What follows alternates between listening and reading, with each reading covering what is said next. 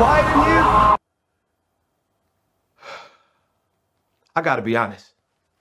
It's easy to think about peace as a bubble. Ignoring the world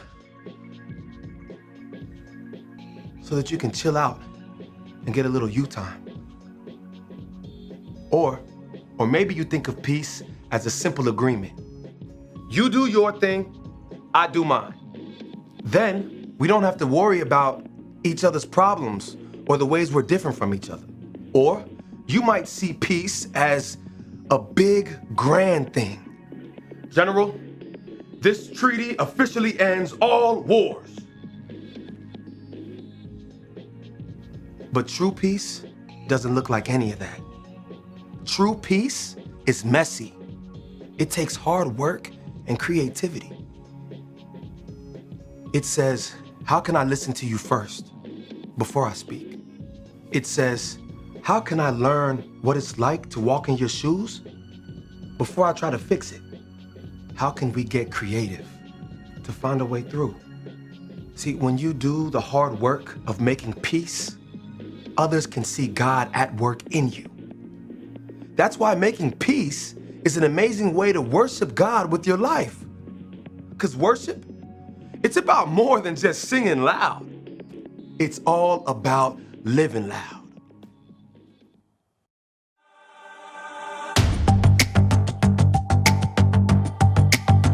You're my courage, I don't have to be afraid. You're my fortress, no matter what comes my way.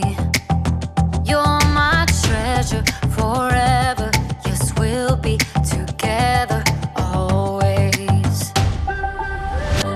Even when the days get harder, I know you'll rescue me. Even when the sky is darker, I know you'll bring me peace. You are my strength, you are my savior.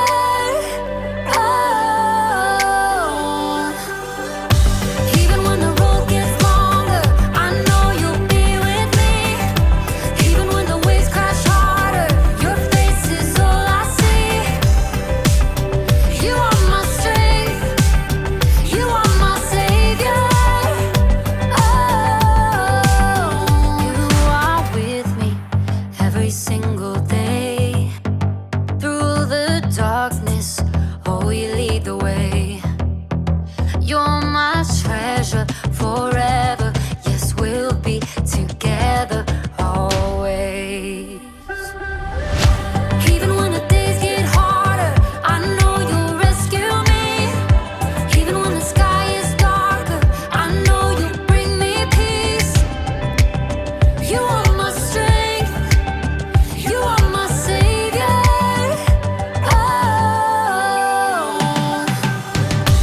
Even when the road gets longer, I know you'll be with me. Even when the waves crash harder, your face is all I see. You are my strength, you are my savior.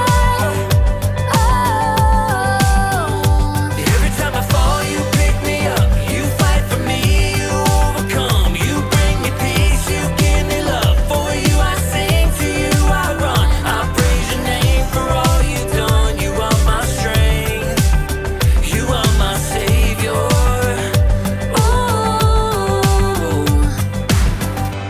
Even when the days get harder, I know you'll rescue me.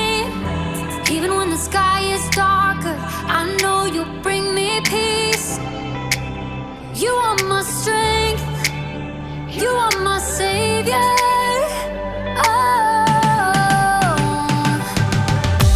Even when the road gets longer, I know you'll be with me.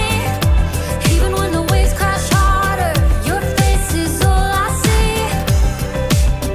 You are my strength, you are my savior.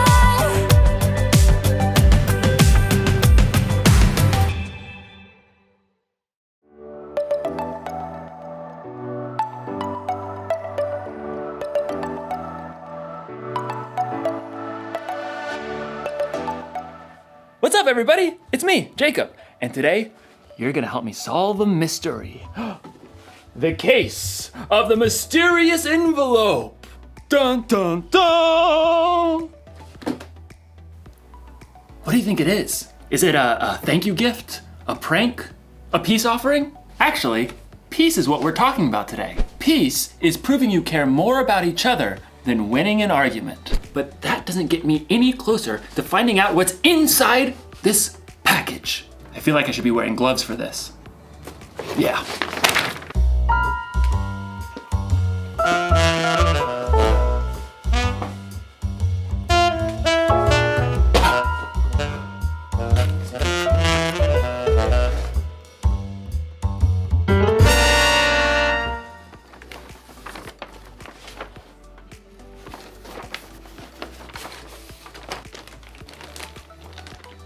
Monkey bridge? What's a monkey bridge? A few twigs and some string, but no instructions. Another mystery. Dun dun dun! I mean, clearly this is a bridge building kit. Well, maybe the sticks are the decking? But how do maybe I'm supposed to weave it together. This doesn't make any sense. I gotta get creative. I gotta think outside the box to find a solution. Actually, that's exactly what someone in today's story did. Now, how do you build a monkey bridge? The Bible. It's 66 books of history, stories, letters, and poetry that fit together to form God's one big story. The epic adventure of how He created us and loves us so much that He made a way to rescue us. As we travel through the Bible, from Genesis to Revelation, we discover people who met God and found their lives changed forever. Now, for an amazing story, inspired by the book of 1 Samuel, chapter 25. God had promised David would be king, but for now, King Saul ruled Israel. David lived his life on the run, followed by a group of misfits who had become friends and servants. One day, they arrived in the desert of Paran, near the land of a wealthy man named Nabal, who owned 3,000 sheep. We'll set up camp here, man. At first, Nabal's servants didn't know what to think. Too many strangers around these parts. We've had food and sheep go missing. But David's men were honorable. They didn't try to steal from the shepherds. In fact, David protected Nabal's shepherds from any harm. Stay as long as you like, my friend. About time for sheep shearing, isn't it? Oh, yes. Nabal will hold a grand feast when it's all over. Your men have helped us, so they should share in the celebration. David called for 10 of his men and gave them a message to send to Nabal. On it. David's messengers hurried up the mountain to Nabal's estate and were brought to stand before him. Well, what do you want? Nabal sneered down at the men while he continued to chew on a fine leg of mutton. David says, may you live long, may things go well with you. Continue. He says, I hear that you are clipping the wool off your sheep. When your shepherds were with us, we treated them well and protected them. Now please be kind to my men. Please give us any food you can find for us. Nabal leapt from his seat and hurled the mutton bone across the room. Who is this David? Probably a runaway servant. Why should I give bread and meat to a nobody and his men who come from who knows where? David's men returned to camp and delivered the news. Oh, no, he didn't. Oh, yes, he did. Men, put on your swords. We'll make Nabal wish he hadn't. At no time at all, David and 400 of his men were marching up the mountain to confront Nabal. It seemed there was no stopping a battle. But Nabal's wife, Abigail, was far wiser than her husband. A servant told her what he had done. David sent messengers asking for food, but Nabal shouted and was rude to them. Go on. The whole time we were near them, David's men were good to us. They were like a wall, keeping us safe. You've got to do something now, or terrible trouble will come. There's no time to waste. Abigail quickly directed her servants to gather supplies and put them on donkeys. 200 loaves of bread? Check. 5 sheep, Check. 1 bushel of cooked grain, Check. 100 cakes of raisins, and 200 cakes of figs. Check. And check. Well, you go on ahead. I'll follow. The donkeys, loaded with good food, started down the mountain. Abigail got on her donkey and followed. From the valley, David and his men were approaching. Everything we've done has been worthless. I watched over this fellow's property, but he's paid me back evil for good. We'll wipe him out. As David's anger grew, though, he spotted something along the path. A pack of donkeys. What's this? It looks like they're carrying something. Food for a feast, I'd say. Behind the pack of donkeys, Abigail prepared for what lay ahead. I must stop this. The moment Abigail saw David, she slid off her donkey and fell face down on the ground before his feet. Please, let me speak. Let me take the blame for Nabal's actions. Abigail raised her eyes just enough to notice David's surprised face. He nodded. Don't pay attention to Nabal. He's always doing foolish things. I'm sorry I didn't get to see your messengers, but I've brought a gift for you. Right now, the Lord has kept you from killing Nabal and his men. Let the Lord deal with your enemies. Abigail rose to her feet. David and his men listened, surprised by the strength of her message. You fight the Lord's battles, so he will give your family line a kingdom that will last. He'll make you ruler of Israel. And when he does, you won't have a heavy load on your mind about killing people with no reason. The Lord will give you success. When that happens, please remember me. Abigail took a deep breath and waited.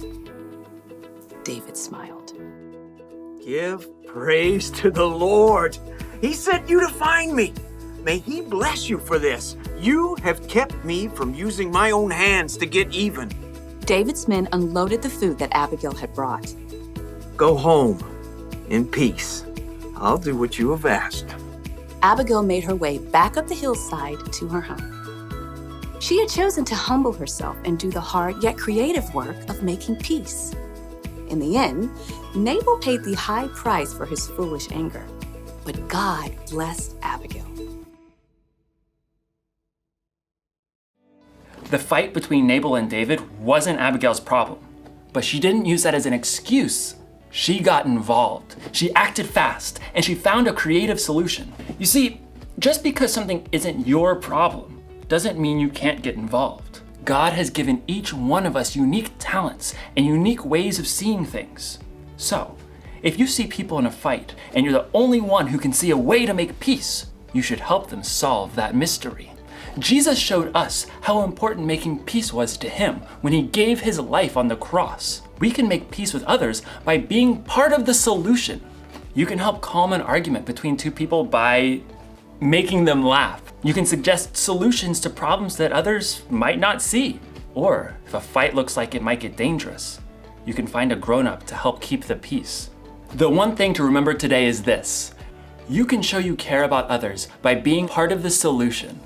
So this week, be on the lookout for creative ways to build bridges between people in your small part of the world. I'm gonna have to get pretty creative myself. Here's what the bridge is supposed to look like. Mystery solved! You know, if that bridge was full-sized, I could cross an entire canyon on that one thin little rope. But first I'd need to solve my fear of heights problem. Dun dun dun! I'll see you next time!